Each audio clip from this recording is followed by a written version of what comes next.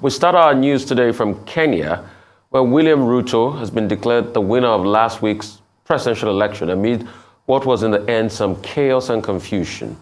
Mr. Ruto received 50.4% of the vote, beating his rival opposition leader Raila Odinga. The announcement was delayed amid scuffles and allegation of vote rigging by members of Mr. Odinga's campaign, with 4 of the 7 members of the Electoral Commission refusing to endorse the announcement, saying the results were opaque.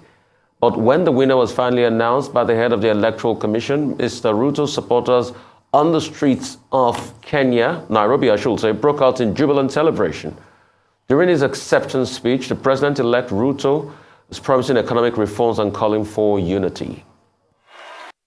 Chairperson of the Independent Electoral and Boundaries Commission hereby declares that Ruto William Samoei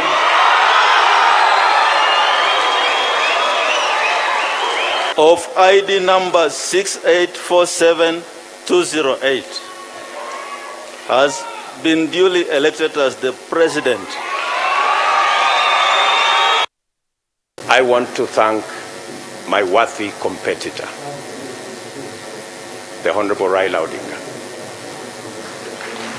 for a campaign that we all dwelled on issues and we tried to sell an agenda to the people of Kenya. I want to promise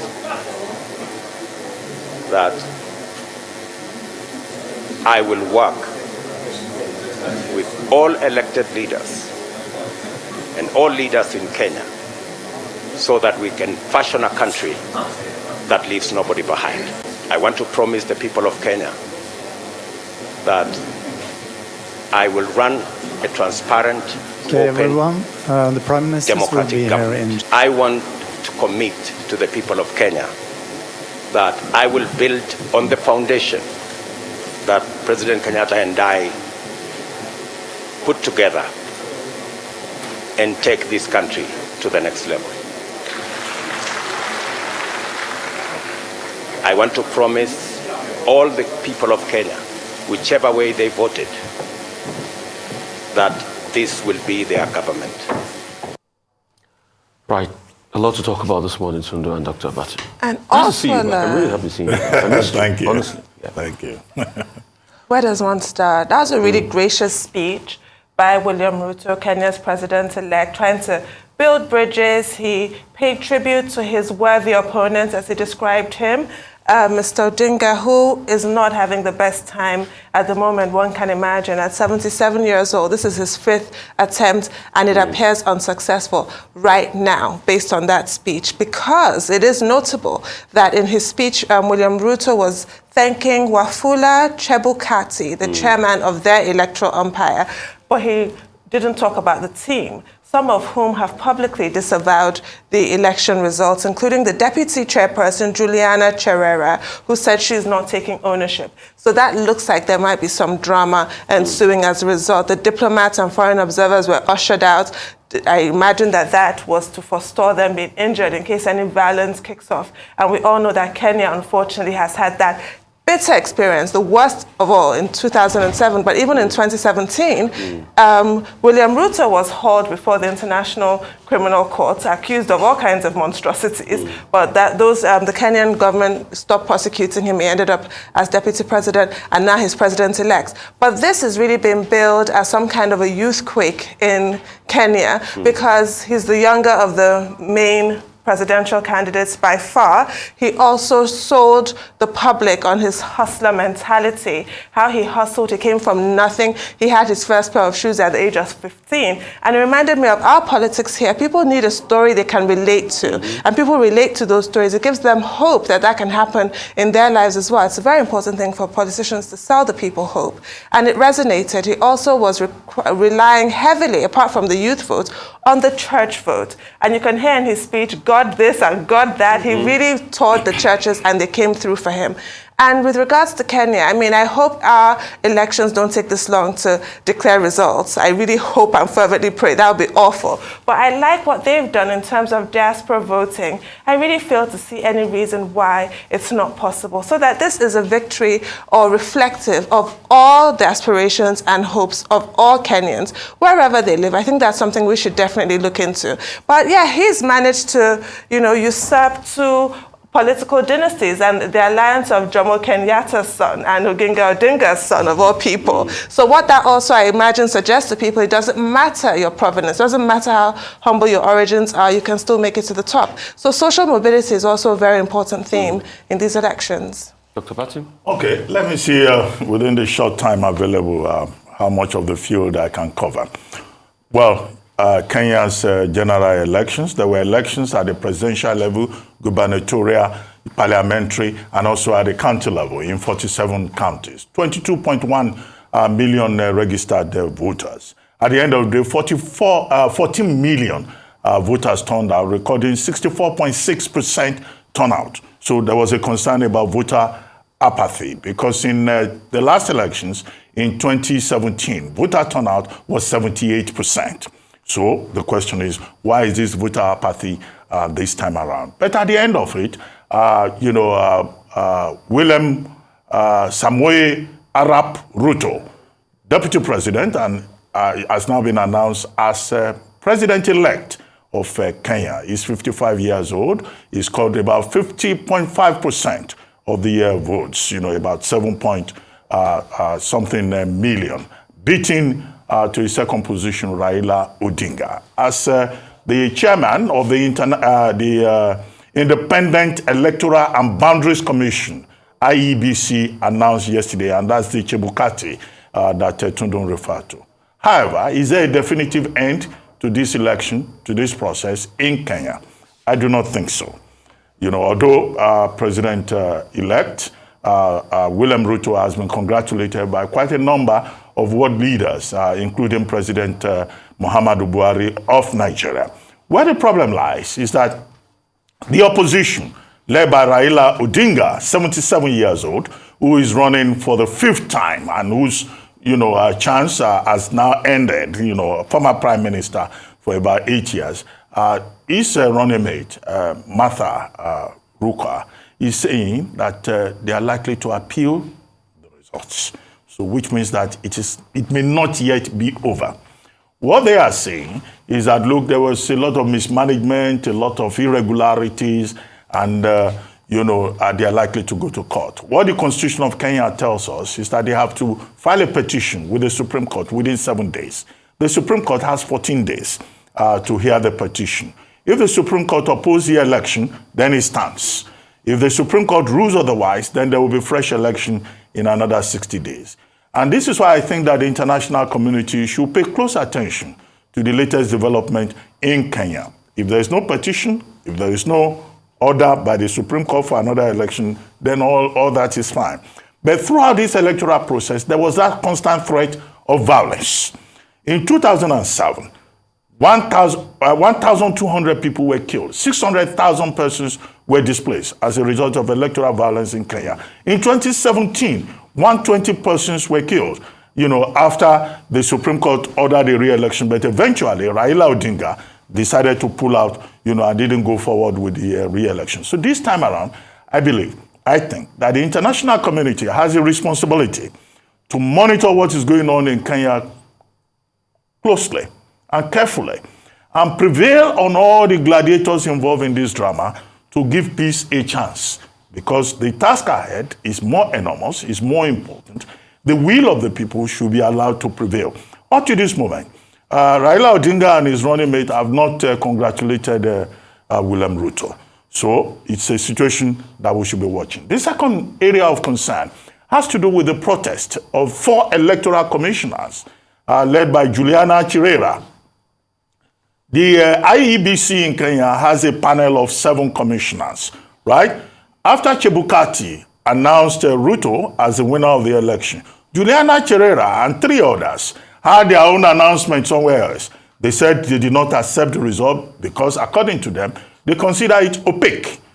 and that they could not take ownership of it. So out of 7 electoral commissioners, you have 4 of them rejecting the result. Could this be a recipe for, conflict? Further conflict. The third area of concern about the outcome of this election has to do with the role of Kenyatta, Uhuru Kenyatta, the incumbent president, to whom Ruto served for 10 years as deputy president. Since 2018, the two of them have not been able to see eye to eye. So that even Kenyatta ended up supporting Odinga of the Orange Democratic Movement, the ODM. And at the end of the day, you have an incumbent president saying his deputy cannot succeed him, which is, again, a reaffirmation of this conflict between the incumbent and his deputy, as you have seen in Cote d'Ivoire, in Nigeria, in Sierra Leone, and we have that drama also being played out here. Now, William Ruto, imagine, I've argued elsewhere, amounts to the humiliation of his own boss. It amounts to the humbling of his own boss. But what is important, we should keep saying, is that the people's choice should be respected. If they are choosing William Ruto, then William Ruto should be allowed to enjoy the fruits of his labor. Now, he says he's a hustler, a chicken seller, who has now emerged, right? Deeply religious, so he was calling on God and all of that. He says he will, align everybody, he will build bridges, he will carry everybody along. But there is very serious bitterness at the center of Kenyan politics between those who call themselves hustlers, Ruto, aligning with, a friend turned foe of Kenyatta from the Mount Kenya region, and also on the other side, Raila Odinga, the perpetual presidential candidate, who has also lost this time around, and that's his last chance. So we have to appeal to them because the issues ahead include high unemployment, great indebtedness to China, loss of faith in governance processes in Kenya, cost of living crisis, yes, which we have seen causing problems in Sierra Leone. Kenya is at the brink of, if you like, a precipice. So the major challenges for the people of Kenya and their government should be how to move that country forward. And I guess that there are lessons that Nigerians can learn from that election. On the positive note, more women got elected into positions. Out of the 47 counties, 7 emerged as governors, women. In 2017, only 3 women emerged. Now they have up to 6 persons in parliament and 1 female senator, which has been described as a major advancement. But there is a clause in the 2010 Constitution of Kenya which prescribes 2/3 representation for women. They are not there yet, but we're seeing some kind of improvement. Electronic voting, use of technology was also a problem. Some of those things malfunctioned, and then in an attempt to be transparent, the counting of the results took a whole week. I hope that will not happen in Nigeria. If you spend 1 week counting results in Nigeria, there could be serious implications. But in any case, we've seen, how they've played the politics. We hope that peace will be allowed to prevail and that what we're witnessing the morning after is not the peace of the graveyard. So a lot of things I'd like to extrapolate out of the Kenya elections. Congratulations to William Ruto. But when people say it's a victory for the masses of Kenya, it's not a victory for the masses. It's a victory for the elites. Let me shock you. Ruto is an elite. They are still the same camp with Raila Odinga. They are still the same camp with Uhuru Kenyatta. Let me even shock you further. There's a TV station in Kenya called K24. Go and check the shareholder list. High up there, you have the William Ruto, and the Kenyatta family. So despite the fact that they are fighting in public, they still co-own businesses together in Kenya. And William Ruto, with all the grass to grace story, which is good, is a big billionaire. What happened in that elections, definitely it will be challenged in the Supreme Court. Like you said rightly, Dr. Batimata Karua, the vice presidential running mate of Raila Odinga, tweeted yesterday that it's not over until it's over. Just after William Ruto tweeted his jubilation, statement out. And they're split down the middle because Julian Cherera and some other people went out there at the Serena Hotel yesterday just before Chibukati was to announce the results and they said they dispute the results, 4 of them on the panel. Chibukati came in first, and members of the Azimio went to fight Chibukati, and it took police to restore sanity in the hall in Bomas. In fact, William Ruto's mother had to be taken out through the back door. Afterwards, he came in with police presence, announced the results, and those disputes. Immediately, the Supreme Court registrar says you've got 7 days to file. So go out there, churn your paper in. Let's extrapolate and also backdate. The last election, there were disputes in Kenya. Same disputes like this. Exactly what happened. Elections were neck and neck, and guess what happened? The elections finally were concluded, but the Supreme Court overturned the elections in Kenya. So the Supreme Court in Kenya, since it started in 2011, has a history of overturning elections. The other elections that were held in October after the August one that was overturned, in that one, obviously we know Raila Odinga didn't want to participate, then he took it. Uhuru Kenyatta took it. But let's dial back to even 2007, this infamous election a lot of people talk about. The elections were neck and neck, just like this. Then it was Mwai Kibaki then. Mwai Kibaki, all of a sudden, brouhaha ensued at the Tallinn Center, just like it ensued yesterday. Mwai Kibaki took Stephen Kutuvu, the chairman of the election body, out to another room in that same election center to announce Mwai Kibaki winner. And at the dusk in the morning, very early in the morning, he swore himself in as president. Then he started that big crisis, like you said, 1,200 people died. So in 2 elections back to back, it's always very close to call for Raila Odinga, but he cannot nick it. That's one problem on the side. The second problem that is brewing here will be a generational problem, which the politicians are able to sell to people, the hustler generation and the likes, and the other people, neck and neck with them. But the game changer in the election was what, I can liken to what happened. If you remember in 2019 in Nigeria, server was a big issue at the Supreme Court. The server was the big issue, was the game changer, because Chibukati made the server open source for IEBC. So results were seen real time by all Kenyans. And that was why you couldn't rig the elections while tallying was going on. And that was why it was almost impossible, and it was obvious game was. And that's why when you hear William Ruto's speech, the first thing he said was, the real hero in this election was the chairman of the election body. Going further, can we learn lessons with INEC as regards server? Can we put it out there in public space? Secondly, Kenya started diaspora voting for the first time. 12 countries, they voted from Kenya, which is good, which I support. Can we learn lessons as regards diaspora voting? Also, Kenya did something called prisoner voting. People imprisoned were allowed to vote. Can we learn about that in Nigeria? Another lesson that we can learn is even from a country that held its legislative elections recently called Senegal. Do you know that in Senegal, 10% of the National Assembly seats are given to those in diaspora? When are we going to have such a thing in Nigeria, where the diaspora community too will be respected and given seats? So there are many lessons to learn, but it's going to be a long, drawn-out battle. But in the end, what I predict will happen is these guys, Odinga, Ruto, Kenyatta, all of them are in the same gang. And they will sit down over tea and settle this matter out. Please, Kenyans, don't die in their war. Moving on to the next story, as the crisis in the PDP deepens, the national chairman of the party, Yocha Ayu, says he has no plans to resign, denying speculations that he handed over a resignation letter to former Senate President David Mark. Ayu says he will not resign now or in the foreseeable future after getting a 4-year mandate to lead the opposition party. There has been pressure on Ayu to resign in line with an alleged agreement he entered into prior to his emergence that he will still step down if the presidential candidate emerges from the north. Arise News learns that the call for his resignation and his denial comes amidst reconciliation committee meeting between a team sent by the presidential candidate of the PDP, Atiku Abubakar, and supporters of the governor, Nyesom Wike. Now let's talk about Tunde. Well, this is not really a surprise.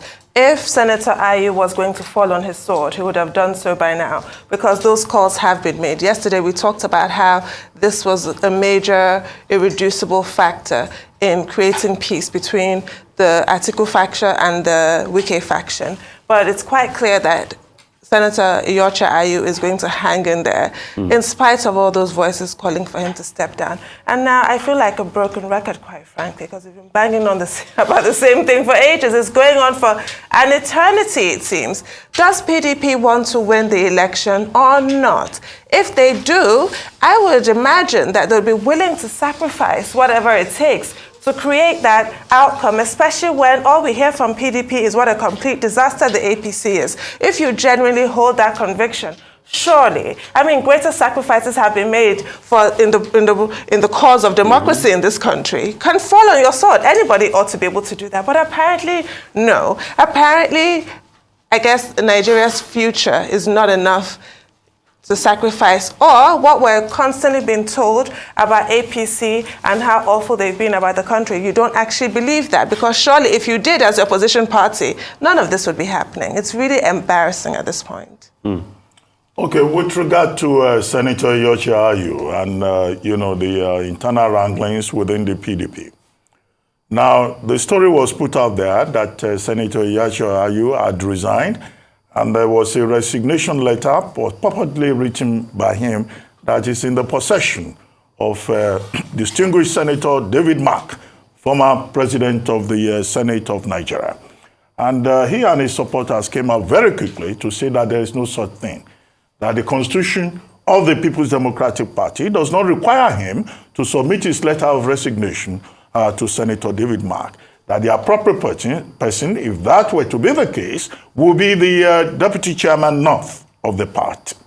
Now, supporters of Senator Iyorchia Ayu and statements credited to him also indicated that he is quoting Section 45 and Section 47 of the Constitution of the People's Democratic Party, to wit, that he is chairman for a tenure of 4 years, and that he has no intention, either now or later, before the expiration of the 4 years, within the purview of Sections 45 and 47 of the PDP Constitution, to resign his position. In other words, he says he's resolved to oversee the coming electoral process for the PDP.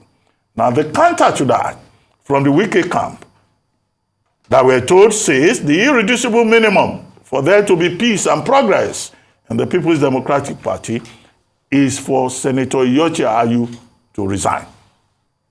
And the argument from the Wike camp says, no, this is not about sections 45 and 47 of the PDP Constitution. It's about section 7, subsection 3C of the PDP Constitution, they argue, which says that, look, there must be inclusiveness, there must be diversity, there must be representation within the party. And that for Senator Iyorchia Ayu, the issue at stake is a moral one, it's one of integrity. How? When he emerged as the chairman of the party, as reported in the newspapers, he was quoted as having said that should it happen that the standard bearer of the party comes from the same zone with him, that is from the north, he, Senator Iyorchia Ayu, will step down to allow inclusion, to allow diversity, to allow proper representation within the party. And so, those who criticize the chairman of the People's Democratic Party are now saying this is a matter of integrity. You cannot read the constitution of the party in isolation. In other words, section 45 and 47 cannot be read without regard to section 7, subsection 3C of the same constitution. It's a simple logic in constitutional interpretation. You don't cherry pick. You don't take part of the constitution that is convenient for you and use it to serve your own purpose. Am I right or wrong?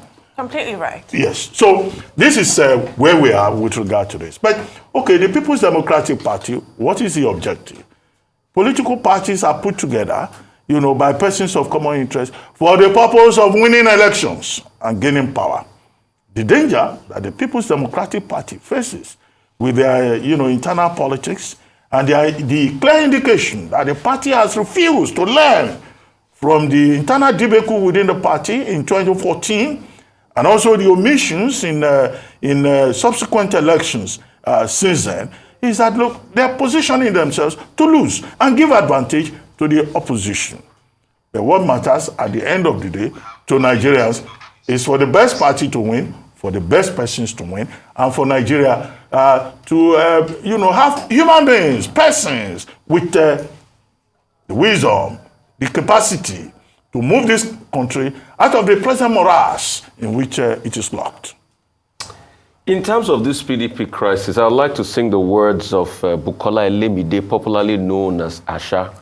She says, there is fire on the mountain, and nobody seems to be on the run. That's my comment on this PDP matter. We have to go. That's all on News Headline.